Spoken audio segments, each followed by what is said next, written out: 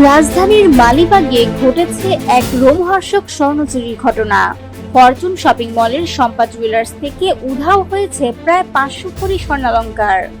Police জানায়, পরিকল্পিত এই চুরিতে সরাসরি অংশ নেয় 3 জন দুর্ধর্ষ চোর।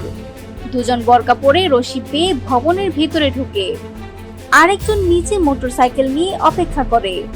রাতের আধারে দোকানের তালা ভেঙে তারা ভেতরে ঢোকে, মুহূর্তেই শোকেস খালি করে পালিয়ে যায়। চুরি শেষে তারা নিজেদের মধ্যে স্বর্ণ ভাগ করে নেয়, কিন্তু বেশি দিন মুক্ত থাকা সম্ভব হয়নি। তথ্য প্রযুক্তির সহায়তায় দ্রুত শনাক্ত করে অভিযান চালায় ঢাকা মহানগর গোয়েন্দা পুলিশ ডিবি। দেশের বিভিন্ন এলাকায় অভিযান চালিয়ে চক্রের 4 জনকে গ্রেপ্তার করা হয়। অবিশ্বাস্য হলেও সত্যি, এক চোরের বাড়ির খড়ের গাদার নিচে মাটিতে পুঁতে রাখা ছিল 150 ভরির বেশি স্বর্ণালংকার। এছাড়া অন্যদের কাছ থেকে উদ্ধার করা হয় সোনা ও নগদ টাকা। ডিবির অতিরিক্ত পুলিশ কমিশনার মোহাম্মদ শফিকুল ইসলাম জানিয়েছেন, শুক্রবার সংবাদ সম্মেলনে এ ঘটনার বিস্তারিত জানানো হয়। ডিএমপির মিডিয়া বিভাগের ডিসি মোহাম্মদ তালিবুর রহমানও নিশ্চিত করেছেন, বিপুল পরিমাণ স্বর্ণসহ 4 জন গ্রেপ্তার হয়েছে।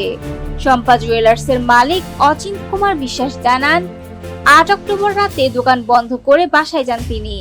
পরদিন সকালে এসে দেখেন সব উধাও।